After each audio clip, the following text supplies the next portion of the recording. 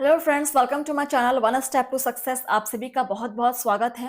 Biology का topic हम यहाँ पर कंटिन्यू करेंगे। आनुवांशिकता के टॉपिक पर आनुवांशिकता के आणविक आधार एवं सिद्धांत का टॉपिक हमारा चल रहा था। तो चलिए कंटिन्यू करते हैं। क्वेश्चन नंबर पहला है आपका 14। दोनों पैतृकों में अप्रभावी जीन्स उत्तरदायी होते हैं। ऑप्शंस है कॉन्जेनाइटल रोग के लिए, संक्रामक रोग के लिए, असंक्रामक रोग के लिए, कमी से होने वाले रोग के लिए। दोनों पैतृकों में अप्रभावी जीन्स उत्तरदायी होते हैं। क्लास को आप सेव कर लीजिएगा और देखिए यहां पर आंसर क्या हो जाएगा। कॉन्जेनाइटल रोग के लिए ऑप्शन फर्स्ट करें। ठीक है, ऑप्शन फर्स्ट इज राइट। चलिए आगे बढ़ेंगे। क्वेश्चन नंबर नेक्स्ट है आपका 15। यदि डीएनए के एक सूत्र में नाइट्रोजनी क्षारकों का क्रम ATC TG हो तो इसमें पूरक आरएनए सूत्र का क्रम क्या होगा। ऑप्शन है TTAGU, UAGAC, AACTG, ATCGU and AIPM 2012 का PYQ भी है। ये नाइट्रोजनी क्षारकों का क्रम है ATCTG, तो इसका पूरक आरएनए सूत्र का क्रम क्या होगा।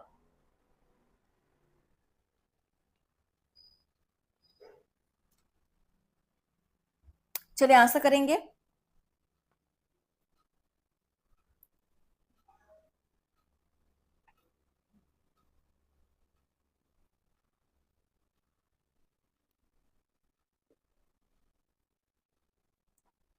सो आंसर हो जाएगा UAGAC। UAGAC। ठीक है, option B is correct. Note कर लीजिएगा इसको। चलिए, क्योंकि एडेनिन के साथ आरएनए में हमेशा यूरासिल जोड़ता था थायमिन की जगह पर। ठीक है, नेक्स्ट है क्वेश्चन नंबर 16। यदि डीएनए में 10% ग्वानिन उपस्थित है तो उसमें थायमिन उपस्थित होगी। ग्वानिन अगर 10% है तो थायमिन कितना होगा। ऑप्शन है 10%, 40%, 80%, 20%।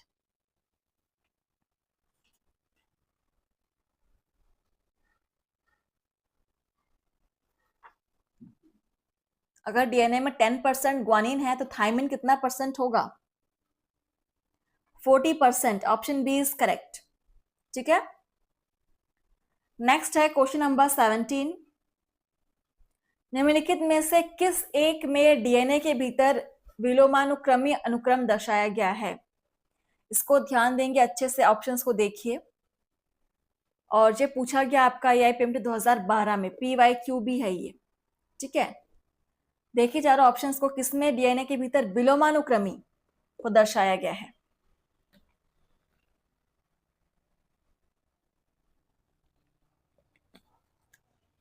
डीएनए के भीतर विलोमानुक्रमी किस क्रम में दर्शाया गया है।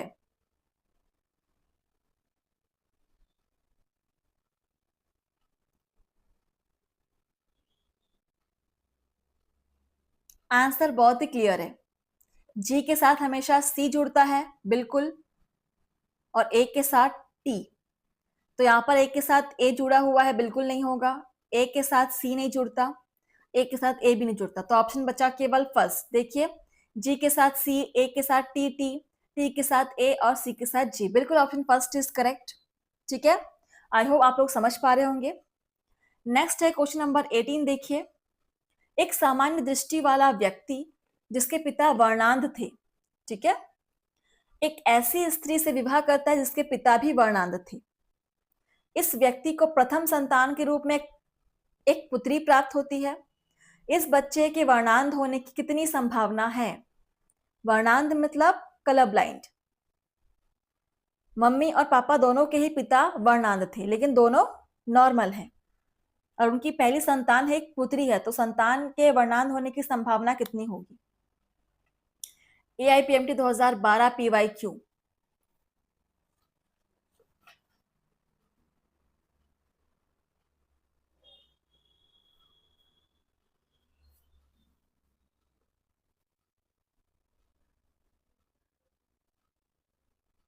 बताइए यहाँ पर आंसर।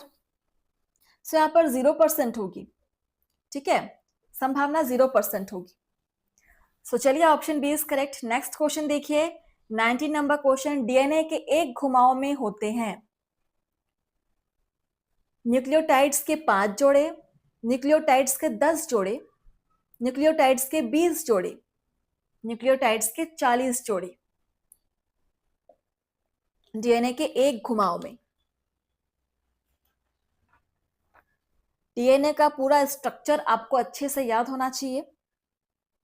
सो डीएनए के एक घुमाव में होते हैं न्यूक्लियोटाइड्स के 10 जोड़े। ऑप्शन बी इज करेक्ट, 10 जोड़े होते हैं।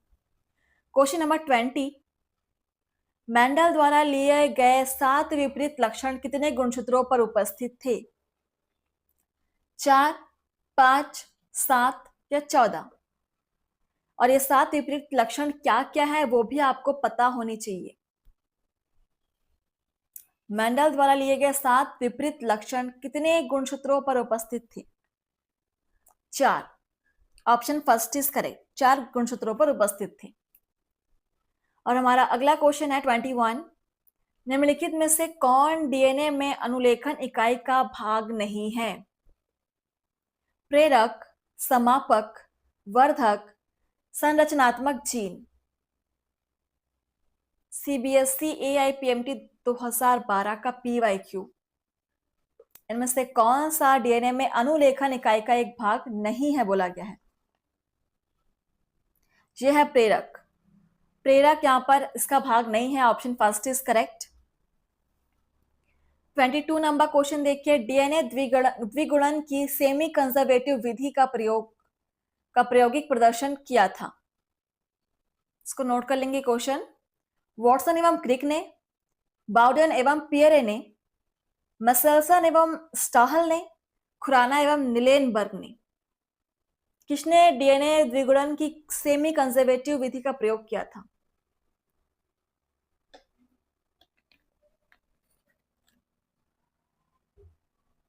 चलिए इसको क्वेश्चन को नोट कर लीजिएगा। मसेल्सन एवं स्टाहल ने किया था। ऑप्शन सी इज करेक्ट, मसेल्सन एवं स्टाहल। और अगला क्वेश्चन है 23 नंबर, 1959 में कृत्रिम डीएनए के संश्लेषण के लिए नोबेल पुरस्कार मिला था। ऑप्शंस है कोरेनबर्ग को, ओकोआ को, मेथाई को, निरेनबर्ग को। किसको 1959 में कृत्रिम आर्टिफिशियल डीएनए के सिंथेसिस के लिए नोबेल पुरस्कार मिला था? कोरेनबर्ग को। ऑप्शन फर्स्ट इज करेक्ट, कोरेनबर्ग को मिला था। अगला क्वेश्चन है 24 नंबर क्वेश्चन, जीन की आधुनिक परिकल्पना के अनुसार यह डीएनए का खंड है जिसमें विनिमय की क्षमता होती है, डीएनए की कार्यात्मक इकाई है, डीएनए का खंड है, गुणसूत्र का खंड है। क्वेश्चन नंबर 24, टॉपिक है हमारा आनुवांशिकता का सिद्धांत एवं आणविक आधार। कि जीन की आधुनिक परिकल्पना के अनुसार यह डीएनए की कार्यात्मक इकाई है। Option B is correct. चलिए बढ़ते हैं नेक्स्ट क्वेश्चन की तरफ। हमारा 25 नंबर क्वेश्चन देखिए, निम्नलिखित में से कौन जीवाणु कोशिका में एक उत्प्रेरक की भांति भी कार्य करता है? SNRNA, HNRNA, 23sRNA, 5sRNA। और आप यहां पर टीजीटी पीजीटी बायोलॉजी की क्वेश्चन सॉल्व कर रहे हैं for KVS, NVS, SSSB, UGC NET, NEET preparations, CUET, UG. So इनमें से कौन सा जीवाणु कोशिका में एक उत्प्रेरक, एक कैटलिस्ट की भांति कार्य करता है? 23sRNA। Option C is correct. Note कर लेंगे, इंपॉर्टेंट है क्वेश्चन, 2011 में पूछा गया है एआईपीएमटी में। लगभग बहुत सारे पीवाईक्यू मिलने वाले हैं। आप अभी आपको देखिए 26 नंबर क्वेश्चन में पीवाईक्यू है एआईपीएमटी 2011 का। जीव विज्ञान के इतिहास में ह्यूमन जीनोम प्रोजेक्ट ने निम्नलिखित के विकास में योगदान दिया। किसके विकास में योगदान दिया है? Biotechnology, bio monitoring, bio informatics, bio systematics. किसके इतिहास में, नहीं, जीव विज्ञान के इतिहास में ह्यूमन जीनोम प्रोजेक्ट ने किसके विकास में योगदान दिया?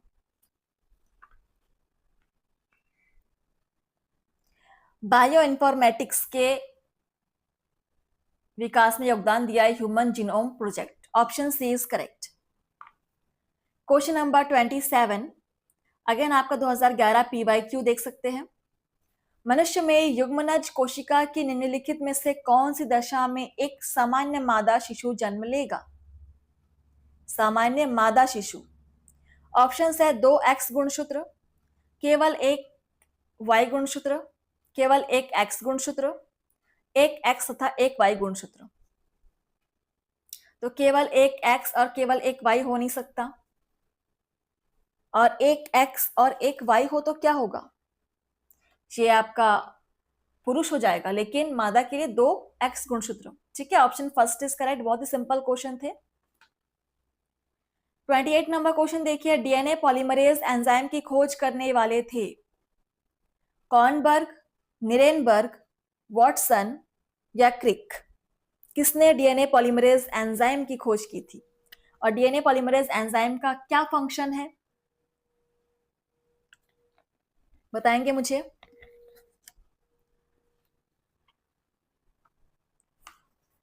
सो डीएनए पॉलीमरेज एंजाइम की खोज की थी कॉर्नबर्ग ने। Option first is correct, Kornberg. And next question number 29, the DNA strand के न्यूक्लियोटाइडों का क्रम ATTGCC हो तो mRNA में न्यूक्लियोटाइडों का क्रम होगा। देखिए ऑप्शंस और बताइए।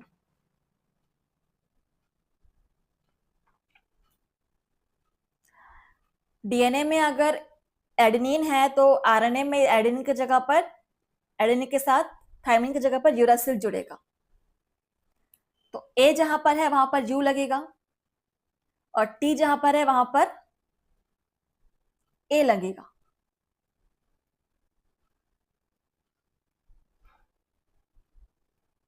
सो बिल्कुल ऑप्शन डी इज करेक्ट। ठीक है, ऑप्शन डी इज करेक्ट। ए के साथ यू, टी के साथ ए, जी के साथ सी, और सी के साथ जी। चलिए नेक्स्ट क्वेश्चन देखिए, 30 नंबर क्वेश्चन, श्रृंखला समापन प्रकूट है। देखिए ऑप्शंस को और बताइए श्रृंखला समापन प्रकूट कोड क्या होगा?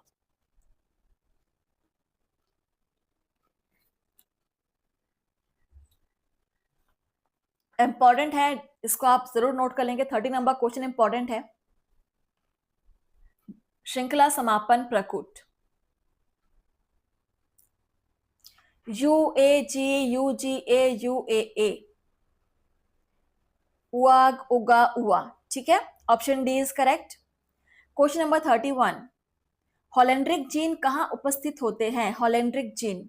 ऑप्शन है एक्स गुणसूत्र पर, वाई गुणसूत्र पर, एक्स व वाई दोनों गुणसूत्रों पर, या ऑटोसोम्स पर। और ये हॉलेंड्रिक जीन्स होते क्या है,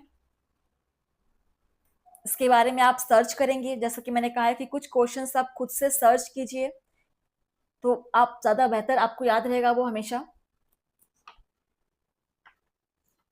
सो हॉलेंड्रिक जीन्स जो है उपस्थित होते हैं आपके वाई गुणसूत्रों पर। Option B is correct, Y गुणसूत्रों पर। सो आप लोग क्लास को शेयर करना मत भूलिएगा फ्रेंड्स, बहुत ही इंपॉर्टेंट MCQ सेशंस यहाँ पर सॉल्व कर रहे हैं। नेक्स्ट है क्वेश्चन नंबर 32, नीचे डीएनए सूत्र के एक भाग का प्रतिदर्श दिया गया है जिसमें विपरीत सूत्रों पर क्षारक क्रम प्रदर्शित किया गया है। ठीक है, देखिए इसको। उपरोक्त क्रम में विशिष्ट बात क्या है? ऑप्शंस देखिए, विलोपन उत्परिवर्तन, प्रारंभन प्रकूट, क्षारक युग्मों का पैलेंड्रोमिक क्रम, द्विगुणक पूर्ण।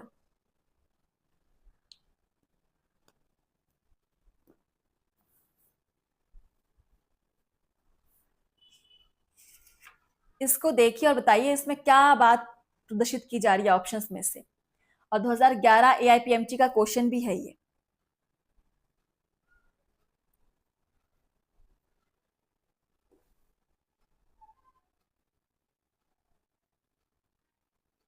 तो यहां पर आपका आंसर हो जाएगा क्षारक युग्मों का पैलेंड्रोमिक क्रम। ठीक है, option C is correct. Question number देखिए नेक्स्ट 33 नंबर क्वेश्चन।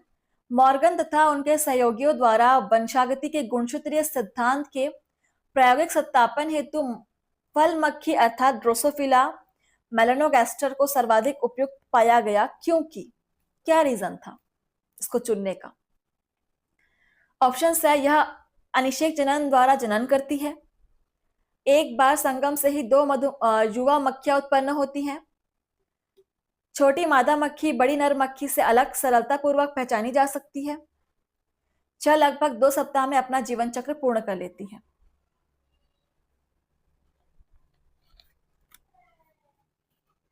क्या कारण था फल मक्खी ड्रोसोफिला मेलानोगास्टर को सेलेक्ट करने का?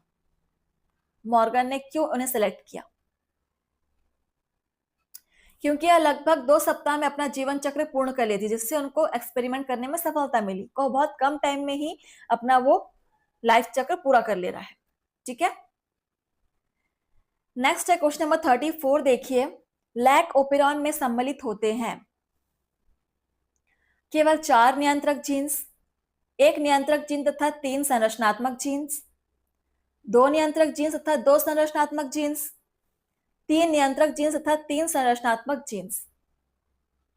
2010 AIPMT PYQ लैक ओपेरॉन में सम्मिलित होते हैं। नोट करेंगे PYQ है। सो लैक ओपेरॉन में आप देखिए यहां पर 1 नियंत्रक जीन तथा 3 संरचनात्मक जीन होते हैं। ऑप्शन बी इज करेक्ट, 1 नियंत्रक और 3 संरचनात्मक जीन्स। ठीक है, 35 नंबर क्वेश्चन। डीएनए का एक खंड जो अपनी स्थिति बदल सकता है, सिस्ट्रॉन, म्यूटोन, रिकॉन, ट्रांसपोसोन, वो कौन सा खंड है जो अपनी स्थिति बदल सकता है डीएनए का?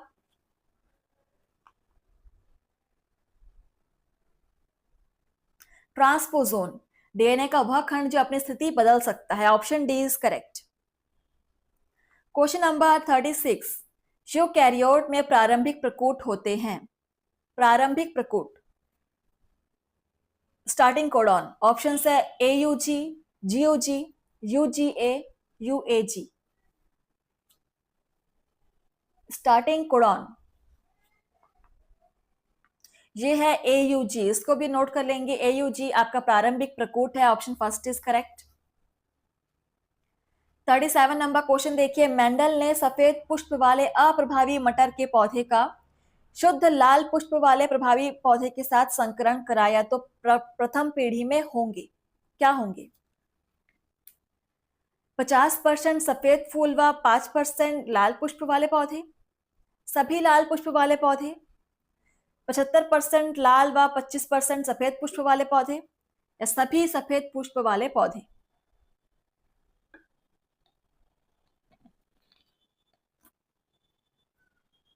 क्वेश्चन को पढ़िए और समझ के आंसर कीजिए।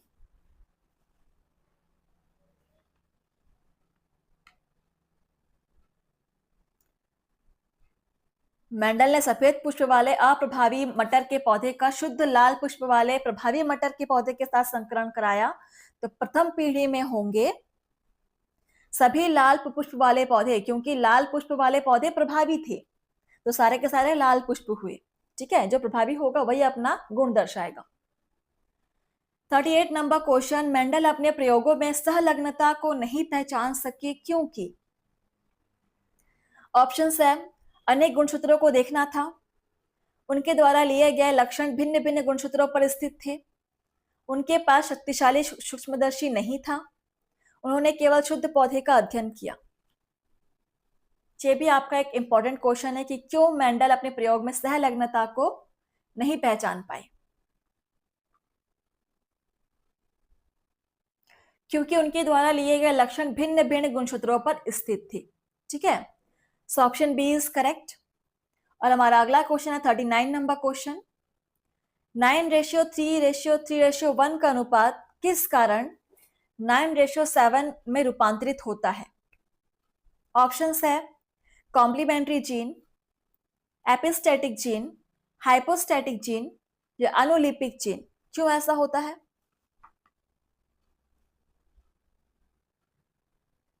6 होता है कॉम्प्लीमेंट्री जीन्स की वजह से, ऑप्शन फर्स्ट इज करेक्ट।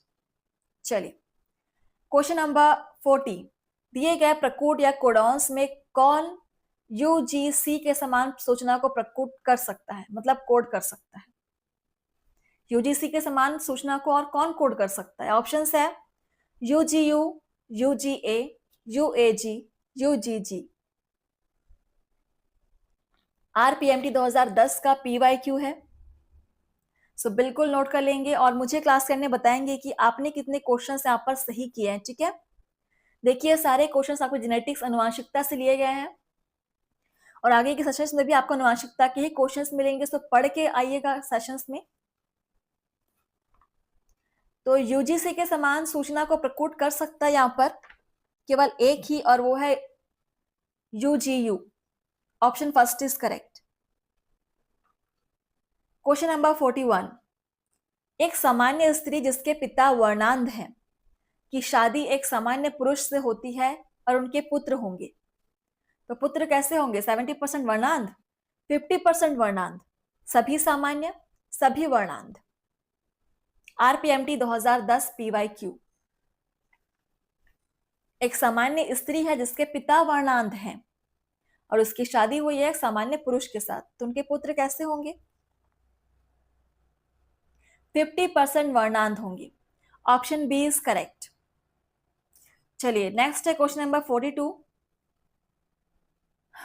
1900 डी में 3 वैज्ञानिकों ने पृथक रूप से मेंडल के सिद्धांतों की खोज की है।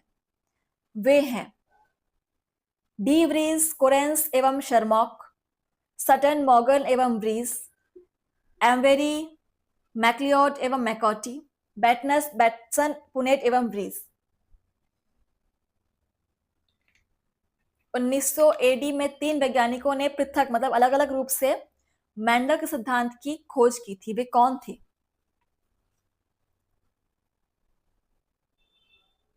डी व्रीज, कोरेंस एवं Tschermak. Option first is correct. Note कर लेंगे, इस क्वेश्चन को भी इंपॉर्टेंट है।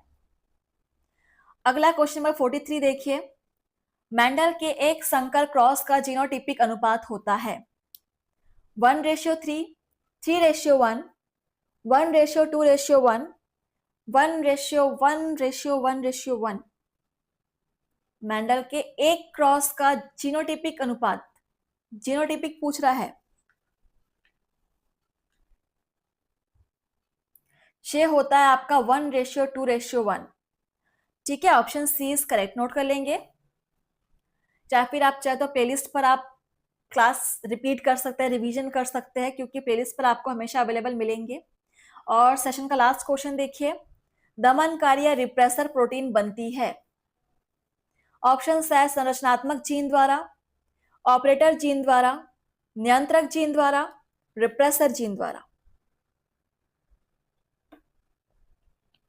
सेशंस के क्वेश्चंस यहाँ पर समाप्त नहीं हुए हैं, आगे और भी बहुत सारे क्वेश्चंस है अनुवांशिकता से, वो हम नेक्स्ट सेशन में करेंगे। ठीक है, तो देखिए रिप्रेसर प्रोटीन जो है वो आपके बनेंगे नियंत्रक जीन्स द्वारा। ठीक है, ऑप्शन सी इज करेक्ट। तो चलिए सेशन को हम यहाँ पर स्टॉप कर रहे हैं। सो आप लोग बिल्कुल पढ़कर आएंगे, और अगर वीडियो अच्छी लगी हो तो प्लीज लाइक कमेंट शेयर कीजिएगा। थैंक यू, धन्यवाद।